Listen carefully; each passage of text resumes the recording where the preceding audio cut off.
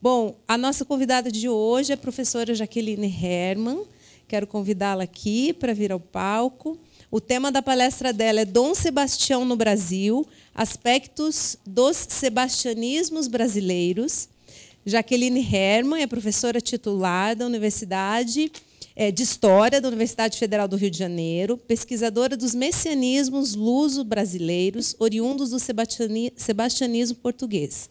Fenômeno surgido no século XVI, caracterizou-se pela crença na volta do rei Dom Sebastião, desaparecido em batalha contra os muçulmanos no norte da África. Disseminado pelos 4 cantos do Império Português, temos registro do sebastianismo no Brasil desde o século XVI.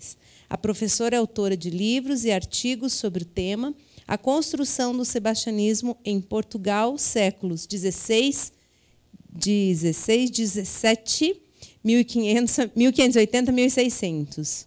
O Sonho da Salvação, do ano de 2000, outro livro. Poderes do Sagrado, organizado junto com William de Souza Martins, do ano de 2016.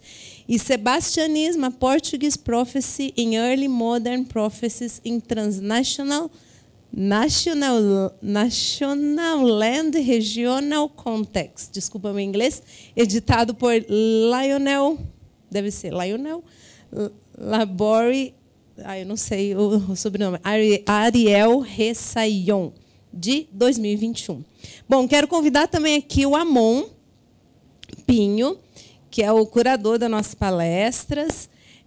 O Amon realizou estudos pós-doutorais em filosofia pela Universidade de Lisboa e doutorou-se em História pela Universidade de São Paulo. É professor associado nos Institutos de Filosofia, Pós-Graduação e de História, Graduação e Pós-Graduação da Universidade Federal de Uberlândia. Pesquisador associado no Centro de Filosofia da Universidade de Lisboa e diretor da Cátedra Agostinho da Silva, de Estudos Humanísticos, elemento da Rede Internacional de Docência e Pesquisa do Camões, Instituto da Cooperação e da Língua de Portugal. Atuando nas áreas de História e Filosofia, tem publicado livros, artigos no Brasil e no exterior e é o responsável pela coordenação científica e editorial da Biblioteca Agostinho da Silva, na editora Realizações, e da coleção Walter Benjamin, na editora Edra. É isso, gente. Então, agora, com vocês, vamos ouvir você, professora Jaqueline. Muito obrigada pela presença de vocês aqui.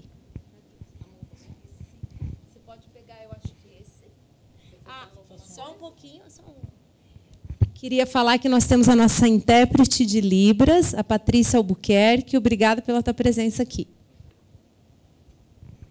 Eu acho que você falou alguma coisa antes. Bom, muito boa noite a todos.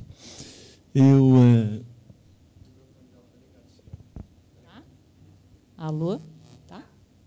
Bom, muito boa noite a todos.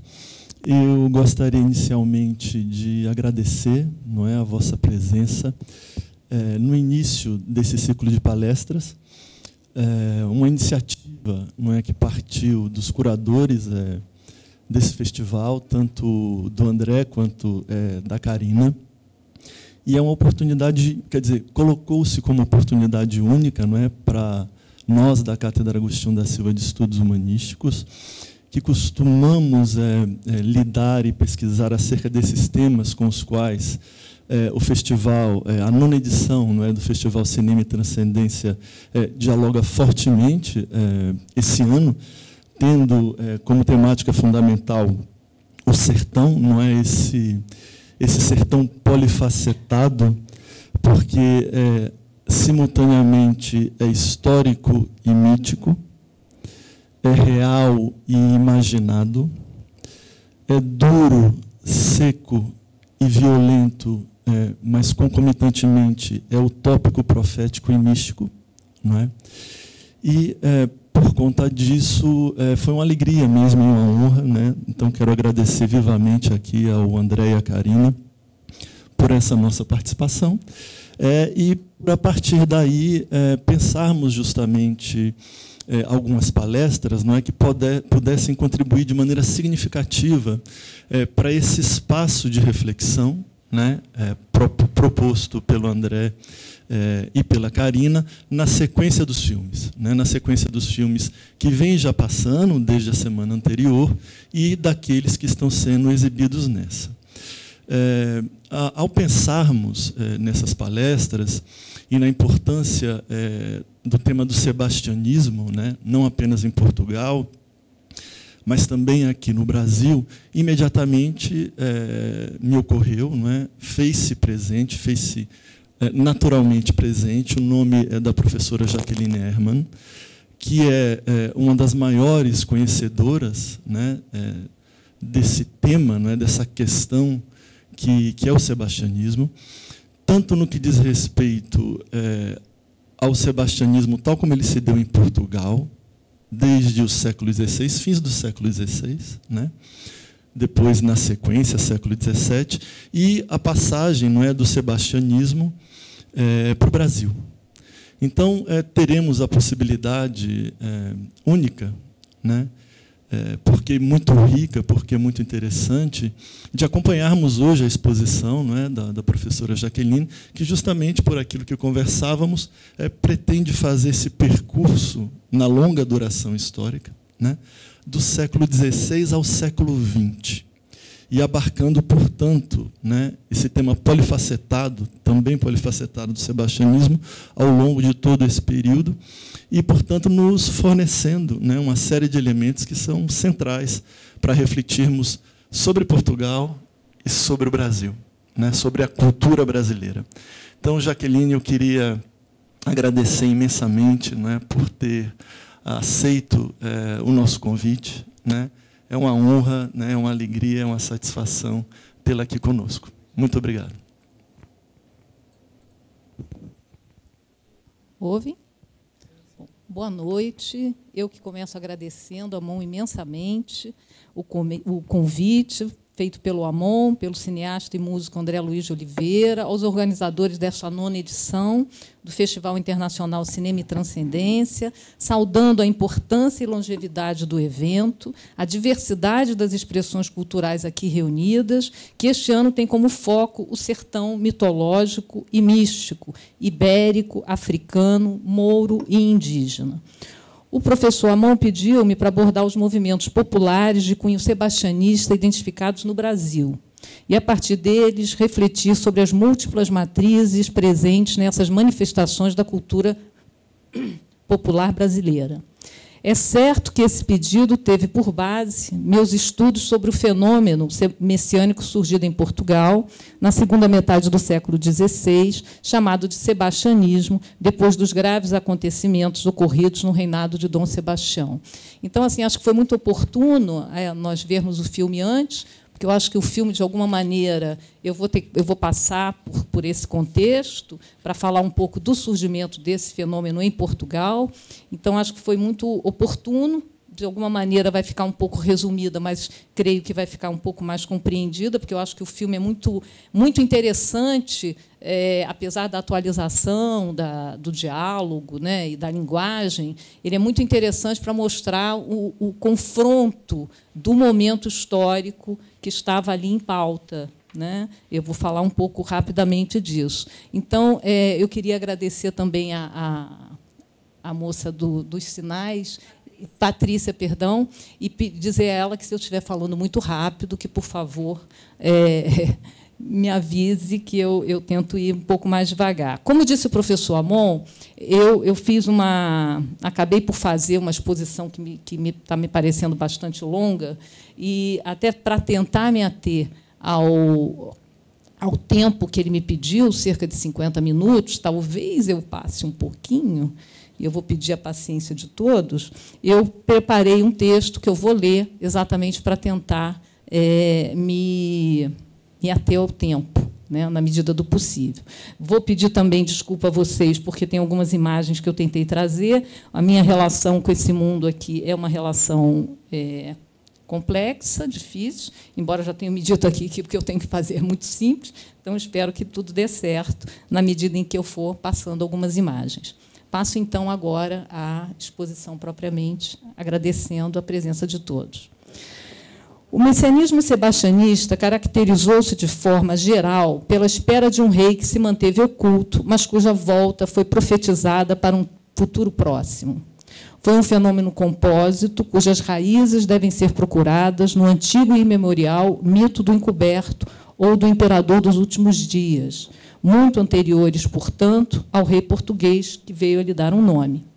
No mundo cristão, fundiu-se também a personagens reais, mortos, desaparecidos ou martirizados, capazes de inaugurar um novo tempo de glória e unidade católica universal. Ressalto aqui, portanto, que o sebastianismo português, encarnado no século XVI pelo rei desaparecido no norte da África, em 1578, Dom Sebastião, alimentou-se de uma narrativa mitológica anterior e imemorial, adaptada e adequada à situação política portuguesa em momento de grave crise. Ressalto ainda que, como veremos, o rei salvador esperado variou ao longo dos séculos e das diferentes conjunturas, tanto em Portugal como no Brasil. Mas essa variação de personagens manteve estruturalmente a matriz geral do que passamos a chamar de sebastianismo, assim como as formas assumidas pelos sebastianismos luso-brasileiros no período aqui considerado entre os séculos XVI e XX. De forma mais ou menos consciente, presente em todos os casos aqui mencionados, combinaram religião e política na espera pelo encoberto e pelo desejado. A partir desse pressuposto geral, minha proposta para essa exposição é apresentar em linhas gerais o contexto que ensejou o surgimento do sebastianismo em Portugal, para, em seguida, indicar alguns rastros de sua possível chegada à América, assim como personagens e movimentos político-religiosos diretamente relacionados às novas formas assumidas pela esfera sebástica deste outro lado do Atlântico, do século XVI ao XX. Vale esclarecer que minha intenção não é considerar os casos analisados como reproduções coloniais de crenças metropolitanas originais, mas tomá-los como criações autônomas e capazes de revelar aspectos das relações entre religião e política nos diferentes casos e contextos.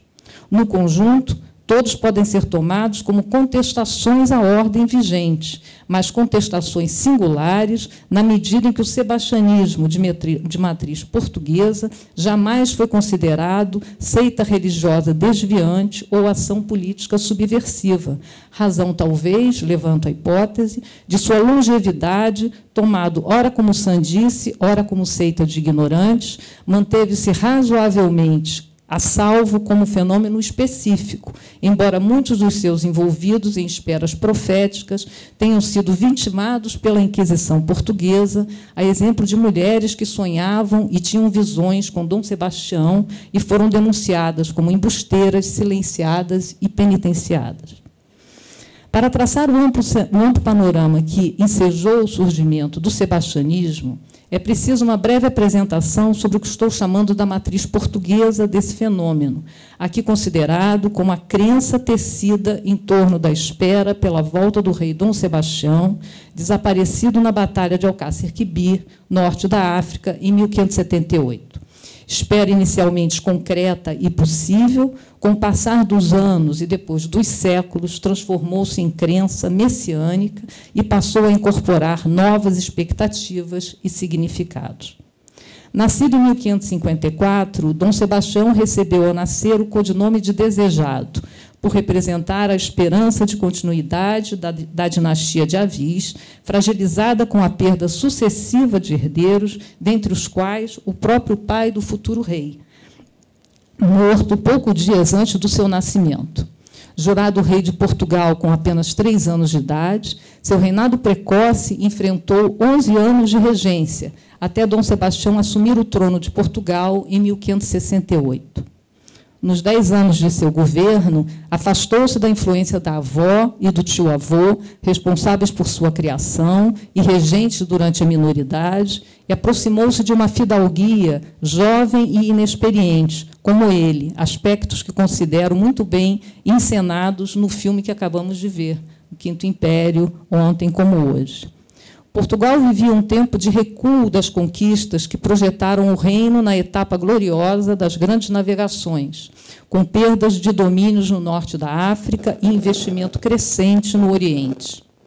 O caráter de cruzada e o projeto de fundação de um império católico em terra de infiéis muçulmanos foi cedendo às exigências pragmáticas e comerciais necessárias para a manutenção. Eu preciso dizer que eu passei a primeira. Peço desculpas. Esse é o retrato do rei, um retrato que foi pintado no século XVI, considerado, portanto, mais próximo à imagem de Dom Sebastião, que depois conheceu inúmeros outros retratos, alguns muito diferentes desse original, muito mais velhos do que ele, na verdade, desapareceu. Né? Então, esse é o retrato considerado mais, digamos, fiel, né, ao que teria sido Dom Sebastião, no momento em que ele vai para a Batalha de Alcácer Quibir. Como eu dizia, Portugal foi cedendo às exigências pragmáticas e comerciais necessárias para a manutenção de conquistas longínquas, custosas e sempre ameaçadas.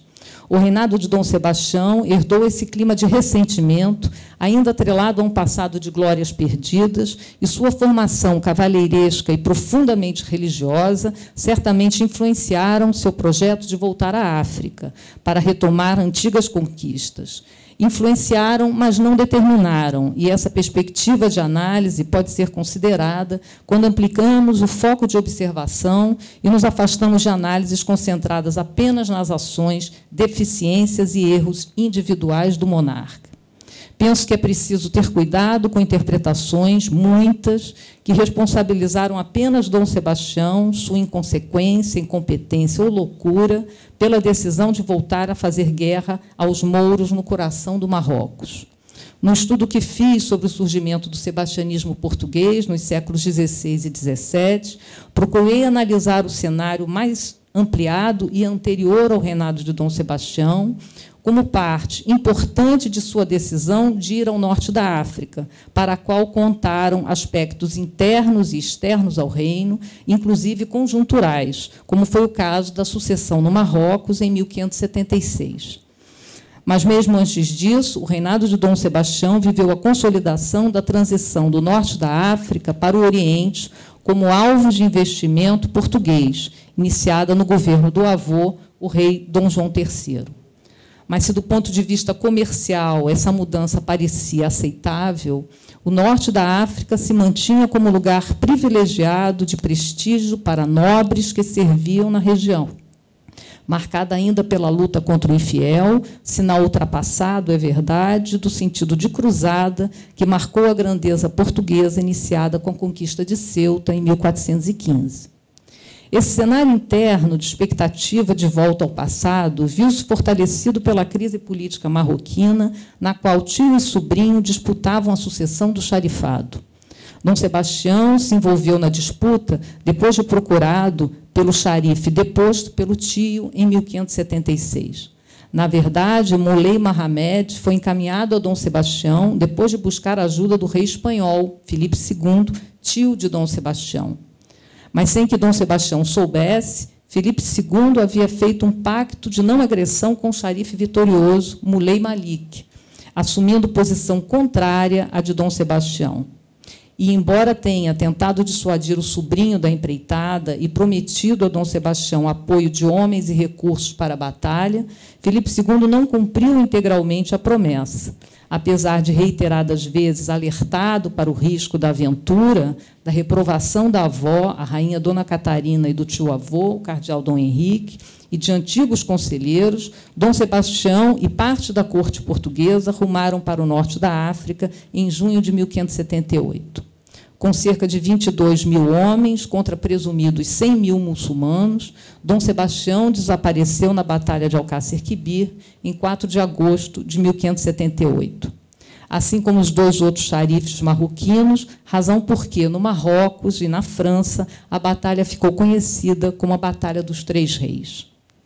A derrota abalou profundamente a história imediata do reino, mas também um dos importantes pilares da história lusitana, considerado um dos mitos fundadores do reino, a missão sagrada e grandiosa de Portugal para a cristandade, selada em outra batalha, a partir da qual teve início a primeira dinastia de Portugal.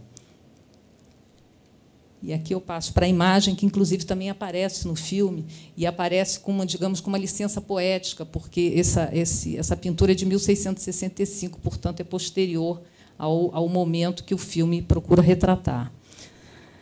Em Ourique, ao sul de Portugal, Afonso Henriques, que viria a ser o primeiro rei português, venceu o exército desproporcional de muçulmanos em 1139. A explicação para o grande feito era sagrada. Cristo havia aparecido ao futuro rei e selado o destino de Portugal. Transformada em milagre, nas crônicas do século XV, a vitória de Ourique via-se maculada pela derrota de Alcácer Quibir, 4 séculos depois. As consequências políticas do desaparecimento de Dom Sebastião no norte da África foram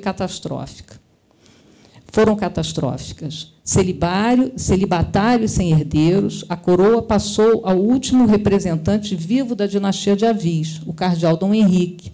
Idoso, tinha 67 anos, doente e, por força da longa carreira religiosa, também celibatário. Chegou a pedir dispensa dos votos religiosos para se casar, sem sucesso. Teve início, então, acirrada disputa sucessória entre 1578 e 1580, com 3 fortes candidatos: Filipe II, rei de Espanha, Dona Catarina de Bragança, duquesa portuguesa, e o inusitado Dom Antônio Prior do Crato, todos netos de Dom Manuel I, o Venturoso. Com a morte do cardeal em 1580, o poderoso rei espanhol anexou Portugal aos domínios de Espanha, dando início à chamada União Ibérica, só rompida em 1640. Mas, se dentro do palácio era urgente a sucessão de Dom Sebastião, rei morto, rei posto, nas ruas e em praticamente todas as casas do reino, as famílias ansiavam a volta de pais, filhos, netos, genros, amigos, pois quase todos os homens foram convocados para integrar o exército do desejado. Quando acima mencionei o caráter inicialmente concreto da espera do rei, referia-me a esse cenário cotidiano, certamente importante para alimentar a esperança de que o rei estivesse vivo e voltasse com seu exército. A espera pela volta do rei e a oposição ao poder de Espanha sobre Portugal esteve na base do sebastianismo, mas não só. Um outro ingrediente foi fundamental: o antigo enraizamento do judaísmo no reino, banido, proibido e perseguido entre fins do século XV e meados do XVI. Creio ter sido essa raiz judaica a base para a espera messiânica que se transferiu para o rei desaparecido no Marrocos. Como disse no início dessa exposição, o mito do encoberto já há muito se disseminara na Europa, mas no mundo ibérico, a perseguição ao judaísmo agregou ao dramático cenário português crenças há muito enraizadas na Península Ibérica. Para a conformação do sebastianismo, entre fins do século XVI e início do XVII, um novo personagem teve papel central no que chamei de sebastianismo letrado, cultivado e divulgado por homens da nobreza, fugidos de Portugal depois da resistência armada contra o rei espanhol. Refiro-me a um pobre sapateiro de nome Gonçalo Nunes Bandarra, que também aparece, citado no filme, preso pela Inquisição Portuguesa em 1541 por conta de uns versos nos quais pregava a volta de um rei encoberto para fazer de Portugal a cabeça de uma monarquia universal católica. Versos escritos cerca de 20 anos antes do nascimento de Dom Sebastião foram considerados, décadas depois, profecias da volta de Dom Sebastião. É tortuoso e longo esse percurso, aqui resumido para que cheguemos ao fidalgo de nome Dom João de Castro, que veio a publicar na França um conjunto de trovas atribuídos ao sapateiro Bandarra.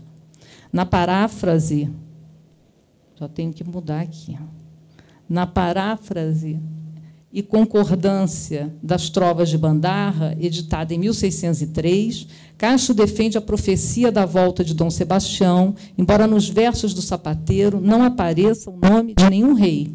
o que deu margem a muitas interpretações. Um ano antes, o mesmo Castro publicou uma história da vida de Dom Sebastião, na qual pretendeu demonstrar como o rei sobreviveu à batalha por intercessão milagrosa, dando início à saga do rei encoberto, à espera de melhor momento para voltar e resgatar Portugal dos espanhóis.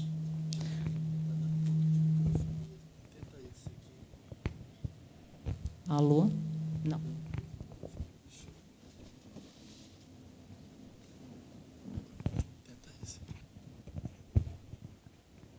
Alô? Tá?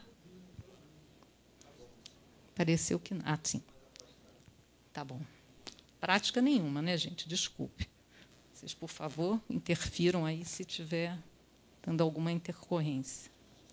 Para fechar essa primeira parte, vimos que, no curto período de 2 décadas, entre 1578 e 1603, a expectativa pela volta de Dom Sebastião uniu espera concreta de inúmeros familiares de portugueses, também desaparecidos em Alcácer Quibir, com a profecia que começou a ser tecida a partir dessa espera e para a qual as trovas do sapateiro Bandarra deram uma base sagrada.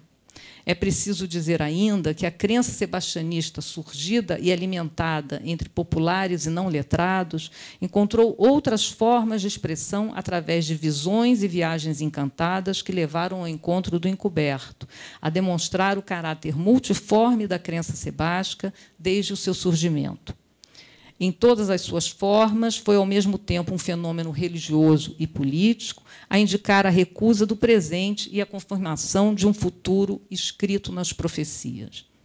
Os muitos formatos assumidos por esse e outros cruzamentos inimagináveis deram corpo à crença salvacionista encarnada por Dom Sebastião, o sebastianismo, rei Messias, rei Salvador. Não demoraria, atravessaria o Atlântico e chegaria ao Brasil. A considerar a circulação de homens, mercadorias, escritos e histórias na Europa, de fins do XVI e início do XVII, e as dimensões dos chamados impérios coloniais português e espanhol, é presumível que a espera sebastianista tenha se disseminado pelos mares e territórios longínquos dos vários continentes. No Brasil, é certo que chegou, se não com o rei propriamente, certamente com o sapateiro Bandarra, cujas trovas são mencionadas em denúncias à primeira visitação inquisitorial ao Brasil entre 1591 e 1595. Refiro-me ao caso do flamengo e cristão novo Gregório Nunes, ou Gregório Nidroff, acusado por um companheiro de viagem que os trouxe ao Brasil, João Batista. Além de denunciar Gregório por desrespeito às orações e ladainhas nas missas realizadas durante a travessia, afirmou ao visitador da Inquisição ter ouvido o acusado recitar umas trovas de Bandarra. Pela denúncia, pode-se saber que João também conhecia os versos do sapateiro e os associava à prática de possível judaísmo, diferentemente da conclusão dos inquisidores portugueses cerca de 50 anos antes. Bandarra foi condenado por fazer livre interpretação da Sagrada Escritura e seus versos proibidos de circular em meados do século XVI. Na denúncia contra Gregório Nunes, vemos como os escritos atribuídos ao sapateiro passaram a identificar, em algumas situações, suspeitas do judaísmo e que continuaram a circular e chegaram à América. Não tem como analisar esse caso detidamente nesse momento, aqui mencionado, por ser o primeiro registro direto feito às trovas de Bandarra que consegui localizar no Brasil. Associadas à espera da volta de um rei encoberto, considero a menção a Bandarra indício seguro de que, em fins do século XVI, algumas das versões das trovas já circulavam no Brasil. A denúncia contra Gregório, como tantas outras, não se transformou em processo inquisitorial, impedimento definitivo para que possamos rastrear quando e como este Flamengo, filho de Cristã Nova portuguesa, teve acesso aos versos e às profecias atribuídas a Bandarra. Tampouco sabemos por que resolveu vir para o Brasil, talvez esperando estar a salvo da Inquisição, sendo surpreendido pela primeira visitação inquisitorial iniciada em 1591. Do século XVII, temos referências mais diretas sobre a divulgação dos escritos de Bandarra na América Portuguesa, embora ainda sem a localização precisa de alguma possível cópia das trovas. E aqui refiro-me a uma hipótese que defendo há tempos, ainda sem comprovação, a de que o jesuíta Antônio Vieira, importante defensor dos dons proféticos do sapateiro português, a partir da segunda metade do século XVII, teria tido acesso às trovas em versões que possivelmente corriam manuscritas no Brasil. As trajetórias missionária e política de Antônio Vieira foram muito estudadas, assim como sua correspondência, sermões e textos de orientação profética.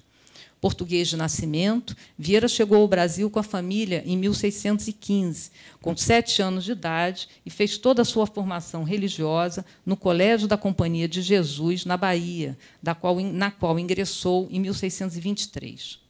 Estava na Bahia quando os holandeses tentaram ocupar a capitania em 1624 e acompanhou a tomada de boa parte do nordeste do Brasil pelos flamengos a partir de 1630. Seu interesse pela política revelou-se cedo. Em 1626, com apenas 18 anos, redigiu a Carta Ânua da Companhia de Jesus, relatos do acontecimento da missão, no qual contava a guerra contra os holandeses. Em 1633, pregou seu primeiro sermão na Bahia e, no ano seguinte, parecia confundir o rei com o santo na defesa da aparência da morte de São Sebastião. Em 1640, antes de saber da restauração de Portugal, pregou ao lado do vice-rei da Bahia, representante dos espanhóis, e criticou os sebastianistas, que ainda esperavam a volta de Dom Sebastião. Defendeu a dinastia Habsburgo-espanhola, então reinante, como legítima governante de Portugal. Mas, ao saber da restauração, passou a acreditar nas previsões de Bandarra, a quem já mencionava assim que voltou a Lisboa, depois de 33 anos no Brasil. Por isso, acredito que teve acesso a alguma versão das trovas ainda na América, além de mencionar em sermões a existência dos sebastianistas na colônia. Quando chegou a Portugal e caiu nas graças do novo rei português Dom João IV, foi nomeado para missões diplomáticas na Holanda, criticou a Inquisição e defendeu a volta dos judeus portugueses ao reino para ajudar com recursos a guerra travada pelos espanhóis contra a independência de Portugal. Com a morte de Dom João IV, em 1656, Vieira pagou caro pelo protagonismo que havia conhecido. Em 1659, redigiu uma carta ao bispo do Japão, enviada à rainha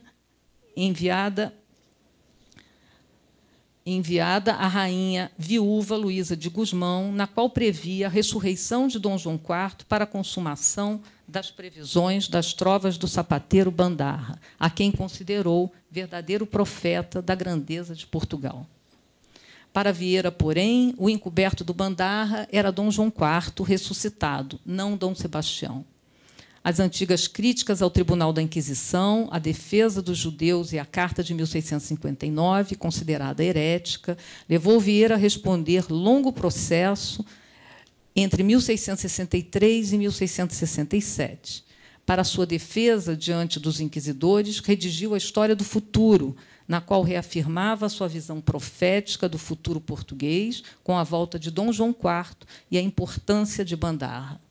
Para Vieira, a espera por Dom Sebastião era um equívoco dos sebastianistas. O verdadeiro rei português, capaz de unificar a cristandade, era Dom João IV ressuscitado.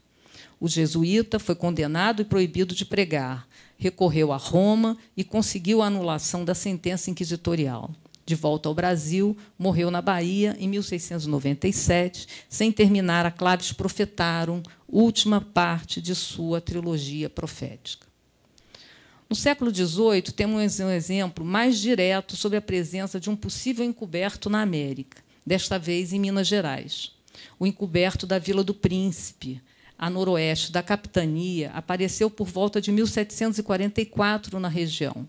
Antônio da Silva, ou João Lourenço, vagava, como tantos outros, pelo interior, como um eremita, angariando respeito e desconfiança por onde passava. Entre leigo e religioso popular, sem formação religiosa conhecida, passou a ensinar a ler homens, mulheres, pobres e forros, Foi recebido por padres e atuou como uma espécie de padre leigo, personagem comum por todo o interior do Brasil, tolerado, quando não valorizado, por preencher a falta de padres que a Igreja jamais conseguiu resolver. Não vai. Agora. Certo? Tá. Onde eu estou. Não era incomum, no entanto, que a atuação desses religiosos autônomos causasse problemas. No caso deste Antônio ou João, de forma muito resumida, vemos uma mistura muito pessoal de reinterpretação da volta do encoberto, adaptada ao cenário das Minas do século XVIII, em região próxima ao movimento urbano, estimulado pela descoberta do ouro e seus desdobramentos inesperados. O eremita Antônio João dizia ser filho do então rei de Portugal, Dom João V, e a encarnação do encoberto esperado, sem que saibamos como tomou contato com a espera sebástica. Pregando a insubordinação anti-escravista, não demorou a ser denunciado e criminalizado.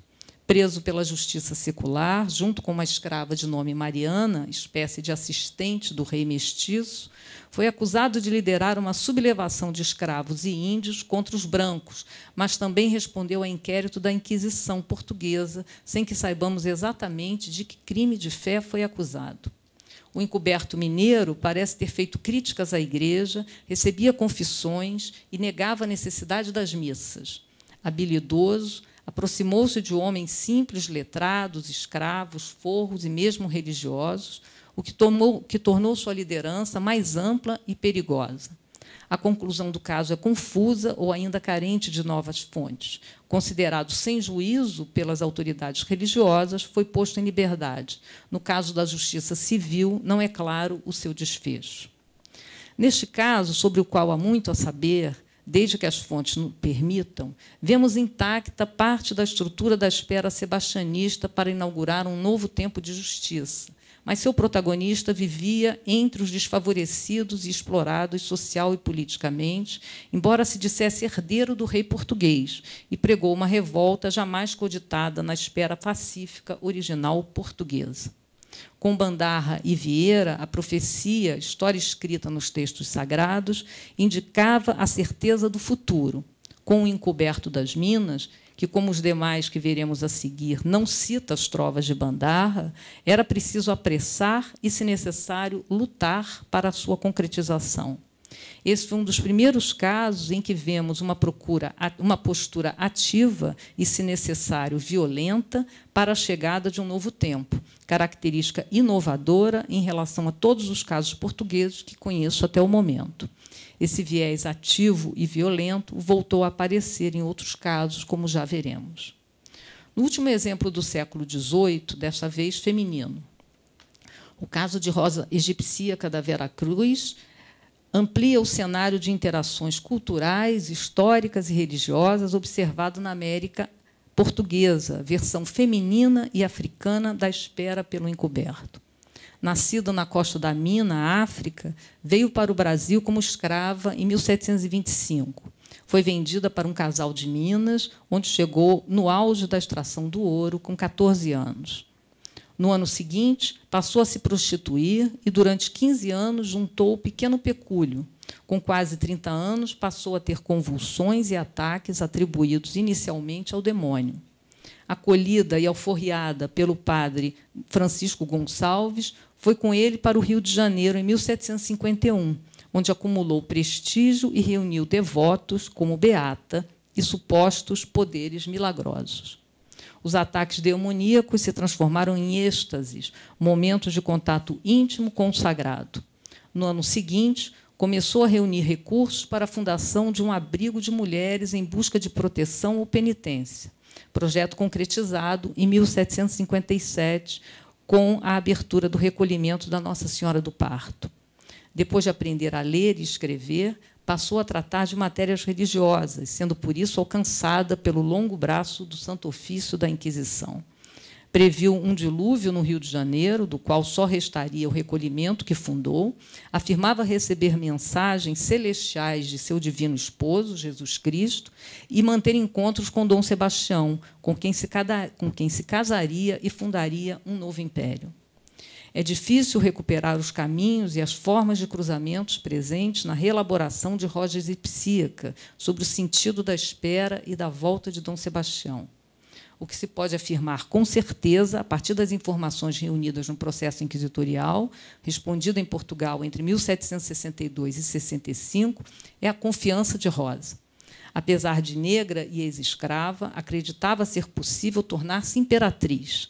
De possível santa popular à autoridade do novo império, seu exemplo expõe os dois caminhos possíveis de ascensão feminina na época: a santidade ou o casamento, ambos mediados por homens. O padre, no primeiro caso, o rei Dom Sebastião, no segundo.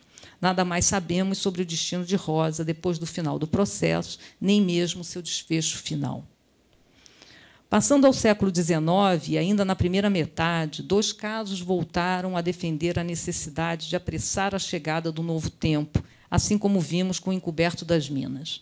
Foram os eventos que mais diretamente se referiram ao rei Dom Sebastião, embora contradigam, repito, o caráter quase sempre pacífico da espera profética que encontrei em Portugal.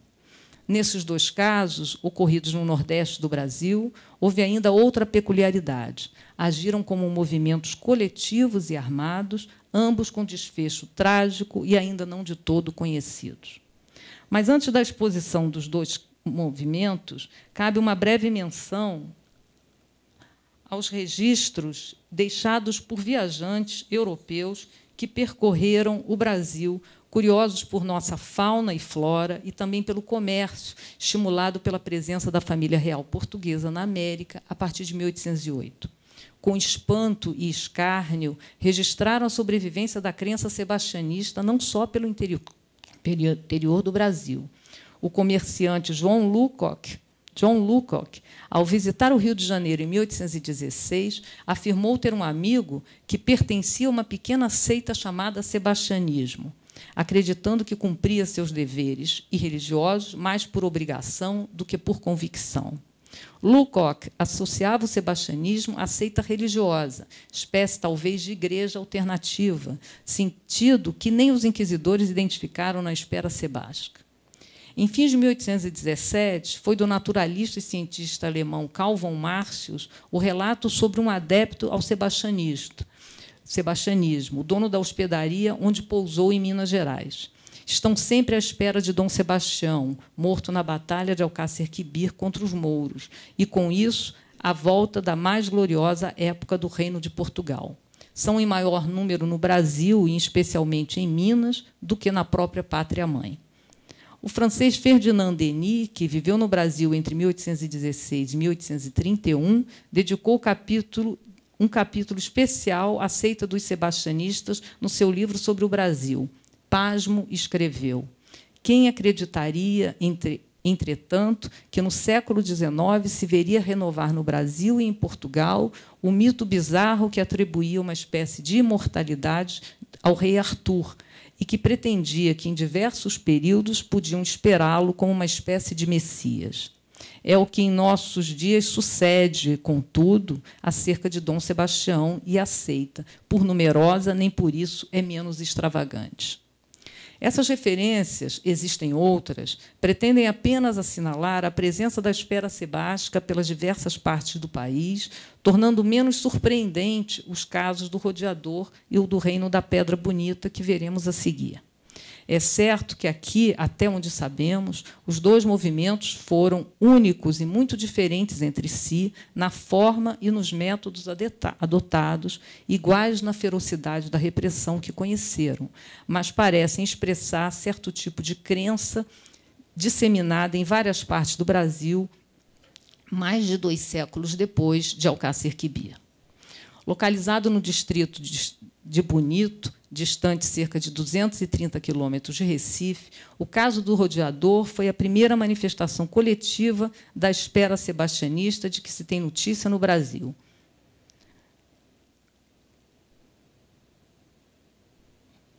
Está certo? Não, passou muito. É aqui.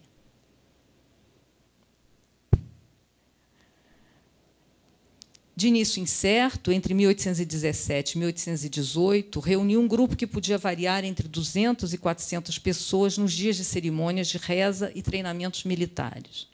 Não sabemos exatamente quantas pessoas viviam no arraial formado em torno de 2 líderes, Silvestre José dos Santos e Manuel Gomes das Virgens, mas a documentação registra a visita crescente de curiosos e aderentes, sobretudo na madrugada de 25 de outubro de 1820. Esta seria a noite em que a santa ia falar, e, segundo as informações dos infiltrados no arraial, haveria grande concentração de aderentes e visitantes. Esta foi a noite escolhida para o ataque das forças oficiais contra o grupo considerado potencialmente perigoso e armado, razão de grande número de mortes, inclusive das tropas monárquicas, depois da invasão da cidadela. Entre presos e mortos havia mulheres e crianças, pois a base da organização do arraial era familiar. Os 2 líderes, Silvestre e Manuel das Virgens, eram cunhados e, no período de formação do grupo, parte de suas famílias passou a viver juntas e próximas à pedra da Serra do Rodeador, considerada encantada. As informações que temos desse movimento estão registradas na devassa realizada sobre o trágico evento e de grande repercussão na região. A investigação só teve início depois do desmonte violento do arraial, reuniu depoimentos de milicianos que participaram da emboscada, dos espiões infiltrados, assim como de moradores e visitantes. O envio de espias ao arraial pretendia, a princípio, entender o propósito da reunião, avaliar o potencial de periculosidade da cidadela, o significado das cerimônias, que misturavam rezas e revistas de armas. Sem qualquer conclusão ou inquérito, o arraial foi atacado. A investigação posterior só aconteceu depois das críticas à truculência da ação militar contra grupo miserável, em grande parte composto por mulheres e crianças.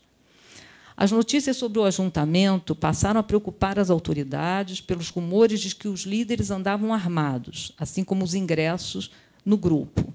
Silvestre José e Manuel das Virgens eram desertores das tropas oficiais, talvez vindos de Alagoas, onde Silvestre teria iniciado as pregações religiosas antes de se instalar perto da Serra do Rodeador. Os 2 podem ter servido nas tropas que atuaram na repressão à insurreição pernambucana de 1817, antes de desertarem. Para o historiador Carlos Guilherme Mota, na história do mundo luso-brasileiro, o movimento de 1817 representa o primeiro traço realmente significativo de descolonização acelerada e radical, espécie de continuidade das Inconfidências de fins do século XVIII e cujo resultado final teria sido a independência de 1822. Novos estudos regionais têm questionado essa interpretação, enfatizando como as diferenças entre o norte e o sul do país se aprofundaram com a instalação da família real portuguesa no Rio de Janeiro. A tomada de Recife por insubordinados entre março e maio de 1817 e a direta contestação da autoridade real como ensaio de uma organização republicana foram, em qualquer interpretação, um acontecimento preocupante e extraordinário. Não é possível afirmar que Silvestre tenha participado da repressão oficial aos insubordinados de 1817. A documentação sobre o alistamento é frágil e pouco preservada. Mas é verossímil supor que tenha integrado as tropas convocadas em Alagoas. Nesse momento, Alagoas era ainda parte da capitania de Pernambuco. É possível ainda que a crítica dos sublevados pernambucanos ao governo do ainda príncipe regente Dom João tenha estimulado a defesa do rei, mas, para Silvestre e seus seguidores, o rei capaz de defendê-los era Dom Sebastião. Em um dos depoimentos colhidos na devassa, testemunhas afirmaram que Silvestre José pregava, aspas, querendo ao rei Dom João VI seguir ao rei Dom Sebastião, haveria de ser premiado. Caso contrário, lamentavam. A menção ao rei em exercício é importante, pois nos informa que escolhiam outro rei, considerado um rei justo e, embora oculto, superior e sagrado. Esse depoimento indica ainda que não pretendiam romper com a ordem monárquica, mas substituir o rei, que passaram a considerar ilegítimo. A espera do rodeador introduziu um elemento original nos casos nordestinos, presentes tanto no rodeador como no Reino da Pedra, anos depois. Como tantos outros aspectos desses movimentos, não é fácil decifrar os possíveis significados de todos os componentes novos agregados à espera sebástica nordestina. Segundo o folclorista Câmara Cascudo, desde a antiguidade, a pedra foi considerada um elemento puro e sagrado, chegando a ser cultuada de forma pagã, por isso reprovada pelo cristianismo. Com o tempo, passou a ser incorporada e associada à santidade cristianizada e venerada nas figuras de senhoras das pedras, do Pilar, da Lapa. Tudo parece indicar que a santa guardada na Pedra do Rodeador, local onde, de fato, uma grande montanha de pedra existia, conservasse seu significado sagrado. Não é possível saber pela devassa se tinham planos de ataque de algum tipo e qual seria o eventual foco da revolta. O fato de serem ex-milicianos e carregarem armas não indica necessariamente um projeto armado, tampouco nos autoriza a negá-lo com segurança. A questão da deserção das tropas oficiais foi um problema crônico na América Portuguesa, assim como o uso de armas pessoais não era necessariamente uma ameaça à ordem social. As cerimônias que combinavam rezas e armas, mencionadas repetidamente na devassa, podem indicar intenções de ação militar, mas não qual, nem quando, nem onde.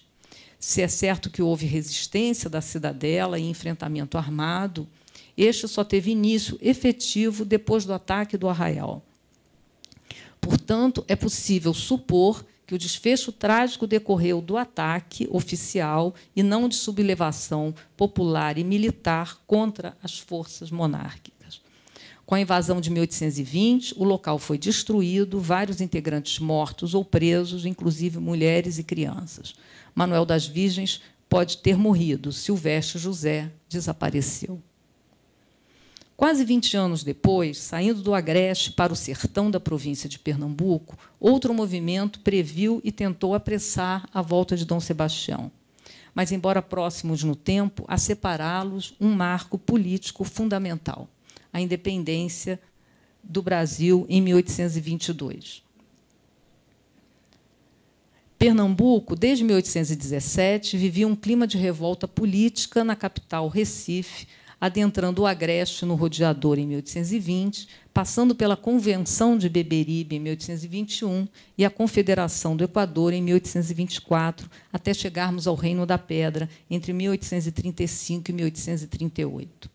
Se 1817, 21 e 24 tiveram certa unidade e clareza de propósitos políticos contra a ordem legal, o Rodeador e o Reino da Pedra defenderam a monarquia, rejeitaram primeiro Dom João VI, depois Dom Pedro I, e pregaram a volta de Dom Sebastião, o único capaz de restaurar a justiça e iniciar um novo tempo de glória e alegria.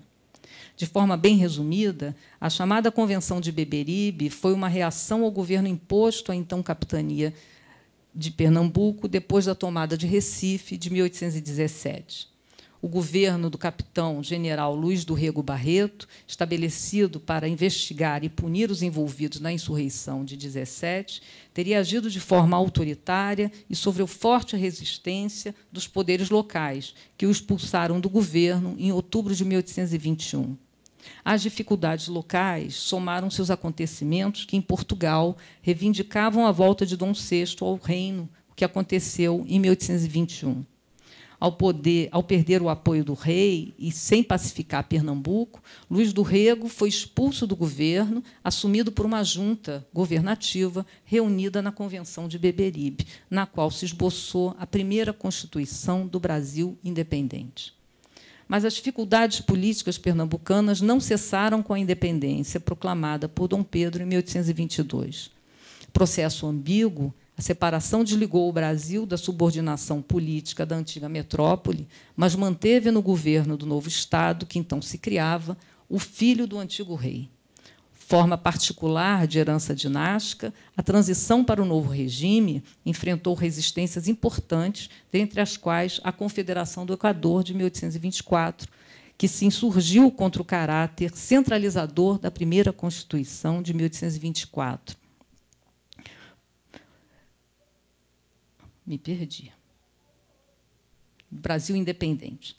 Para não desviar o rumo de nosso tema, resumidamente, os confederados reclamaram que nada havia mudado com a independência e, em 2 de julho de 1824, proclamaram a Confederação do Equador, na qual esperavam agregar as províncias de Ceará, Paraíba, Rio Grande do Norte e, se possível, Piauí e Pará. Reprimidos de forma violenta pelas forças imperiais, parte dos rebeldes foi executada em novembro de 1824. Pouco tempo depois, agora no sertão, nova manifestação de recusa ao poder estabelecido teve lugar na província de Pernambuco. Entre 1835 ou 6, distante mais de 400 quilômetros de Recife, João Antônio dos Santos passou a pregar que o desencantamento de Dom Sebastião estava próximo e, com ele, um tempo de riqueza e abundância. João Antônio teria percorrido boa parte da região próxima ao Rio São Francisco e sua pregação atraiu adeptos e inquietou as autoridades. O padre Francisco Correia convenceu João Antônio a abandonar a região e a interromper a pregação, só retomada cerca de 2 anos depois. Tal como no Rodeador, o grupamento teve base familiar. Em 1838, um cunhado de João Antônio, João Ferreira, estabeleceu-se junto a 2 pedras grandes, com cerca de 30 a 33 metros de altura, cada uma, na comarca de Serra Talhada. De uma das suas cavidades, onde as cerimônias eram realizadas, sairiam Dom Sebastião e sua corte ressuscitado. João Ferreira intitulou-se rei do ajuntamento, pregava com uma coroa de folhas na cabeça e comandava uma corte, na qual participavam os pais de João Antônio e João Ferreira, chamados maiorais, a mulher do rei João Ferreira, Josefa, era a rainha, e, abaixo deles, os irmãos do soberano. Um dos adeptos foi nomeado Frei Simão, e, sem qualquer formação ou ordenação católica, dirigia as cerimônias religiosas da cidadela, realizando, inclusive, casamentos. João Ferreira passou a afirmar que Dom Sebastião só reapareceria depois do sacrifício dos velhos, dos moços, das crianças e dos irracionais, necessários para cobrir de sangue as 2 pedras e os campos vizinhos. As pessoas mortas, se eram pretas, voltavam alvas como a lua, imortais, ricas e poderosas. Se velhas, vinham moças, e, da mesma forma, ricas, poderosas e imortais, com todos os seus. O auge do movimento aconteceu em 14 de maio de 1838. O rei afirmou a contrariedade de Dom Sebastião com seu povo, todos incrédulos, fracos e falsos, pois não regaram o campo com sangue suficiente para seu desencantamento. A partir desse momento, e por 3 dias, cerca de 30 crianças, 12 homens, 11 mulheres e 14 cães foram sacrificados. No dia 17, o próprio rei foi morto, atendendo o pedido de Dom Sebastião, segundo Pedro Antônio, outro cunhado de João Ferreira. Com o terreno banhado de sangue, o novo rei e os sobreviventes do grupo, armados, foram em busca de outro pouso, sendo alcançados pelas tropas legais depois da denúncia de um fugitivo. O enfrentamento aconteceu ao som de ladainhas e orações, com morte dos 2 lados. Os sublevados restantes foram presos, as mulheres soltas e as crianças órfãs ficaram a cargo de famílias honestas. O caso da Pedra Bonita não tem paralelo com nenhuma outra manifestação sebastianista conhecida até o momento. O caráter sangrento e sacrificial, assim como a coroação do profeta que comunicava a vontade de Dom Sebastião e a formação de uma corte são aspectos únicos desse grupo.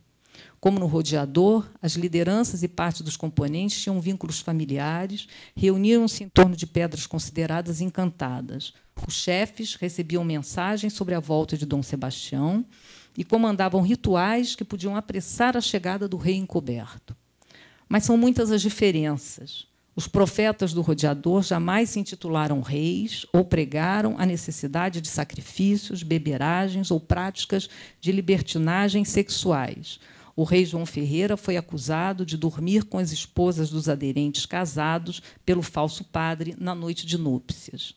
Ao contrário, no rodeador, as normas morais eram rígidas e homens e mulheres eram separados e vigiados durante as cerimônias. No rodeador, só depois de atacados houve reação. No Reino da Pedra, os aderentes foram mortos pelos próprios companheiros, forma de apressar a volta de Dom Sebastião. Talvez seja de todo impossível recuperar os caminhos que levaram à conformação de manifestação tão singular associada ao sebastianismo, talvez apenas pela menção do nome do rei português e pela restauração da justiça de um novo tempo. O certo é que o caráter messiânico atribuído a Dom Sebastião esteve presente no Reino da Pedra e sua emergência no grave cenário de sublevações políticas de Pernambuco parece expressar alternativa popular ao quadro de insatisfação e crise que atingia a província. Em que medida a insubordinação urbana e explicitamente política de Recife influenciou as reações vivenciadas no Rodeador e no Reino da Pedra, é difícil avaliar. Por outro lado, afastar os dois movimentos da cena explosiva de Pernambuco e vê-los apenas como manifestações irracionais e religiosas, fanáticas e ignorantes, tampouco ajuda a compreender a complexidade das mudanças desse contexto e suas muitas tentativas de superação.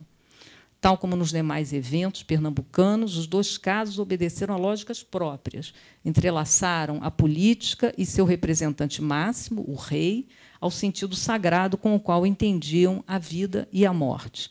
Agiram a partir de referências conhecidas, não saíram da história em busca de uma narrativa lendária ou mitológica. Foi a história que os fez acionar o tempo dos começos para fazer girar a nova roda da história perdida. Para o período posterior à proclamação da República, lembro dos conhecidos casos de Canudos e do Contestado, sempre incluídos no grupo dos chamados movimentos messiânicos brasileiros. Meus breves comentários aqui sobre eles vão se ater apenas nas possíveis relações que tiveram ou não com o tipo de espera messiânica que venho analisando, sem me deter nos conflitos que, nos dois casos, foram violentamente derrotados. No caso de Canudos, considerado por Euclides da Cunha como um exemplo de espera sebástica no Brasil, penso que se é clara a defesa da monarquia pelo beato Antônio Conselheiro, líder espiritual de um grupo inicialmente pequeno que se fixou numa fazenda abandonada no sertão da Bahia em 1893, não temos indícios documentais de que esperava a volta de um rei nos moldes dos exemplos aqui indicados. Conselheiro não aceitava o fim da monarquia, o Estado laico da República, e repudiava o casamento civil, que podia prescindir da bênção religiosa. Para o Conselheiro, a proclamação da República e a expulsão da família real do Brasil foram uma reação contra a princesa Isabel, que havia decretado o fim da escravidão em 1888. Mas é preciso dizer que estes princípios, só num primeiro confronto local, tiveram um papel central. Os enfrentamentos seguintes, mais 3 até outubro de 1897, quando o Arraial foi invadido por forças do Exército, tomaram dimensão inesperada e crescente, e para o qual Antônio Conselheiro não teve papel direto. Portanto, para o que aqui venho analisando, não encontrei, neste caso, presença de elementos da crença sebastianista, tal como venho considerando até aqui. Acho que já vou tentar me encaminhar para fechar, que eu acho que já tem bastante tempo. Pode ser? Eu até pularia aqui uma... Não pule, não? Bom, então, é bom sinal, porque eu já estava preocupada de cansá-los. Passo, então, ao caso do Rodeador, ocorrido na fronteira entre Paraná e Santa Catarina entre 1912 e 1916. Creio que encontramos aqui alguns elementos que podem filiá-lo à estrutura mais ampla da espera sebástica, sendo principal a relação de continuidade de 3 monges, forma como chamavam beatos, como Antônio Conselheiro, no sul do Brasil, que teriam aparecido na região contestada. Aparece aqui a crença de que o primeiro deles, um italiano de nome Giovanni Maria de Agostini, que aportou no Rio Grande do Sul entre 1844 e 1852, portanto, décadas antes do conflito na região, não teria morrido e voltara encarnado no segundo monge, João Maria de Jesus, que passou pela região entre 1898 e 1908. Como o primeiro, foi considerado desaparecido e tampouco esteve presente no cenário da guerra. Só o terceiro monge, primo ou aparentado do anterior, esteve na fronteira em confronto entre os dois estados. Como no caso de Canudos, embora enredados e diretamente atacados na guerra feroz que o exército republicano fez contra o grupo, é preciso dissociar os aspectos religiosos presentes na esfera dos monges e o conflito militar no qual se viram envolvidos. Por outro lado, seja em Canudos, seja no Contestado, as interpretações particulares, as implicações particulares que esses grupos sertanejos fizeram do fim da monarquia tiveram implicações políticas inquestionáveis, mesmo que não tivessem programado, como acredito, movimentos explícitos de contestação à ordem. Para fechar, finalmente, já me desculpando pelo alongado da exposição, não posso deixar de mencionar o caso da espera sebastianista cultivada na Ilha dos Lençóis, maranhenses, em pleno século XX. Em breve texto, publicado cerca de 3 anos atrás, encontrei no caso maranhense diversas inovações e especificidades que, de forma clara, agrega elementos da religiosidade africana e ameríndia, conformando, talvez, a versão mais genuinamente brasileira da crença sebastianista, na medida em que parece fundir e reelaborar aspectos importantes das 3 matrizes originais de nossa formação cultural. Mas, mais uma vez, vou me concentrar apenas nos elementos presentes, nos estudos já disponíveis sobre esse caso, especialmente no vídeo e disco de Roberto Machado e Paulo Baiano, intitulado A Lenda do Rei Sebastião. Uma hipótese geral para pensarmos a importância de um rei na região talvez derive da antiga presença francesa na então capitania e do nome da cidade, São Luís, rei francês medieval, libertado pelos muçulmanos depois de 6 anos de cativeiro, considerado desde então o rei justiceiro, o rei das relíquias, o rei justo e o rei santo. Marca de uma história sacralizada agregada à história da ilha que recebeu esse nome. Mas o rei que aparece nos tambores de Mina do Maranhão, religião afro-brasileira praticada em vários estados do norte do Brasil, é o rei Sebastião, a indicar evidente reinterpretação da possível origem francesa, aqui misturada às lendas atreladas às ilhas, no caso, a Ilha dos Lençóis, distante cerca de 160 quilômetros da capital, cercada de mangues, igarapés e fossos de castelos com serpentes encantadas. Os porões da ilha maranhense abrigariam histórias mágicas e estruturadas a partir de um cenário de luta e resistência, como a história da barca de Dom João, que busca homens para a guerra, o boi que vem com as ondas do mar, as 3 marés encantadoras de marinheiros, os reinos que estão no fundo do mar, o lagarto sobre a pedra de Itacolomi, que, ora sim, ora não, deixa a barca passar, a cobra grande que rodeia a ilha. A ilha, espaço insular e isolado, aparecem outras formulações que já localizei, mas a presença e importância das águas e do mar como lugar de abrigo de reinos encantados, escondidos, é uma novidade, assim como a menção a nomes de soberanos portugueses e a chegada inusitada de um boi trazido pelas ondas. Este último aspecto aparece aqui de forma central. Na encenação do Bumba Meu Boi, nas noites de lua cheia, a presença do touro ganha destaque. Segundo Câmara Cascudo, mais uma vez, trata-se de uma criação genial do mestiço, sem intuito, expressão ou sentido sagrado, não havendo nesta qualquer motivação votiva que a possa relacionar às cerimônias católicas ou lúdica africana. Na adaptação maranhense, Dom Sebastião, vindo do mar, visita a Ilha dos Lençóis na pele de um touro encantado com uma estrela na testa. Seu espírito guerreiro e inquieto só será aplacado quando sua cabeça coroada for atingida, o que se seguirá à inundação do Maranhão.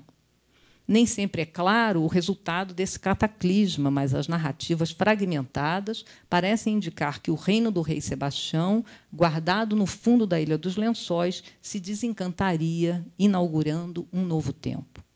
Há narrativas muito ricas sobre esses rituais e seus participantes, feitas pelo antropólogo maranhense Sérgio Ferretti, e nas quais pude conhecer alguns desses elementos absolutamente novos para os meus estudos até o momento. O certo é que aqui manteve-se o espírito festivo de rituais populares, reatualizando simbolicamente as desigualdades sociais e políticas que caracterizaram a espera sebástica desde o seu surgimento. Para, enfim, terminar, encaminho algumas considerações gerais. Como disse na abertura dessa exposição, não considero essas várias modalidades de espera sebastianista como derivações diretas do que seria a matriz portuguesa do fenômeno, mas procuro compreendê-las como expressões autônomas e singulares dos incontáveis desdobramentos e cruzamentos culturais produzidos a partir do amplo sentido envolvido numa crença de tipo sebastianista. Sentido esse que agrega um anseio de mudança sempre positivo em futuro próximo, a formatos reatualizados com novos conteúdos e significados.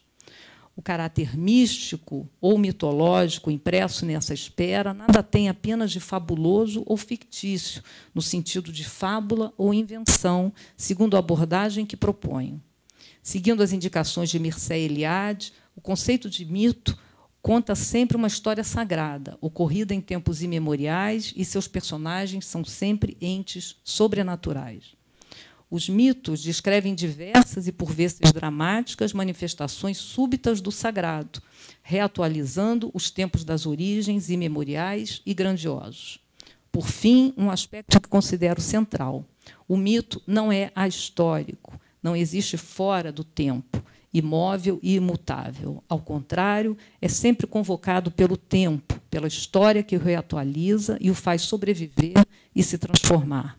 Vejo, assim, o sebastianismo reinventado a partir da imemorial mito do encoberto, que encontrou na história portuguesa do final do século XVI uma conjuntura que lhe deu novo sentido, transplantado para o Brasil, serviu a diversas causas, traduziu os anseios renovados de grupos e contextos, ajudou a manter a esperança viva e a reinventar futuros.